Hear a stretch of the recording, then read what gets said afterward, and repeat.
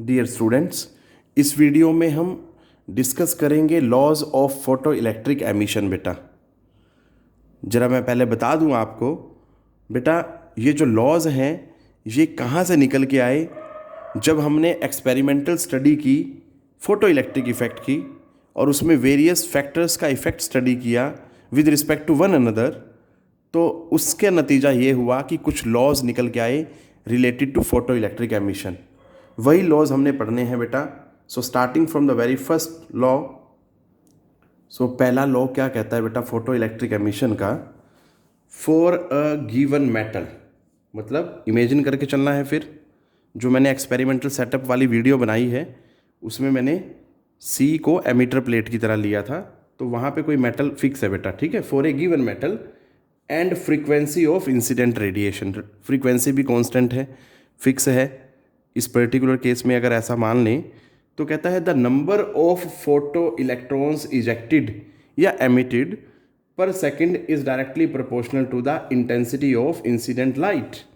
It means अगर हम intensity बढ़ाते जाएं तो बेटा नंबर ऑफ फोटो इलेक्ट्रॉन्स जो एमिट होंगे पर सेकेंड वो भी क्या होता जाएगा, बढ़ता जाएगा।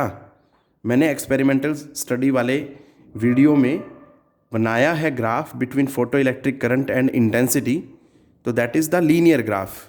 तो वो भी आप वीडियो देख के इस लॉ को वेरीफाई कर सकते हैं। क्लियर है? वहाँ से आपको क्लियर हो जाएगा ये।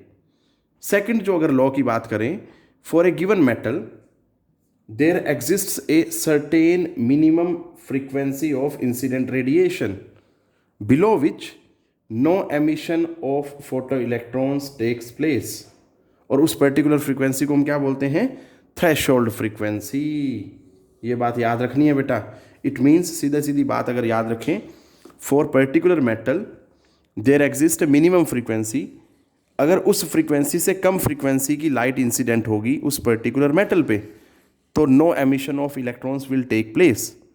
बट अगर थ्रेशोल्ड फ्रीक्वेंसी से गिरे या उससे ज़्यादा फ्रीक्वेंसी से लाइट इंसिडेंट हो तो there will be emission of photoelectrons. ये बात याद रखनी है बेटा, ठीक है। अब चलते हैं हम थर्ड लॉ की तरफ।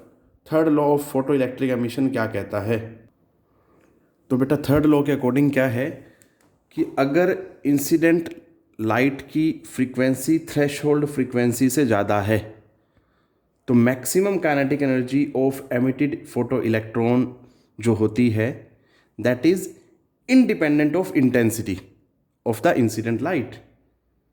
इंटेंसिटी के तो इंडिपेंडेंट है, बट किस चीज़ पे डिपेंड करती है? That depends only upon frequency of incident light. ठीक है बेटा। इसमें एक और चीज़ ऐड ऑन करना चाहूँगा, नेचर ऑफ मेटल पे भी डिपेंड करती है बेसिकली वो, ठीक है बेटा। तो ये दो चीज़ों पे डिपेंड करती है और इंटेंसिटी के इंडिपेंडेंट रहती है। मैं ऐसा क्यों बोल रहा हूँ, ज़रा वापस चलें। अगर हम लॉ नंबर 2 पे, उसमें बात की गई थी कि अगर थ्रेशोल्ड फ्रीक्वेंसी से बिलो फ्रीक्वेंसी पे लाइट इंसिडेंट होती है तो no emission of electrons will take place. अगर थ्रेशोल्ड फ्रीक्वेंसी पे इंसिडेंट होती है तो there will be emission of photoelectrons. But अगर थ्रेशोल्ड फ्रीक्वेंसी से ज़्यादा फ्रीक्वेंसी पे इंसिडेंट होती है लाइट तो क्या होगा?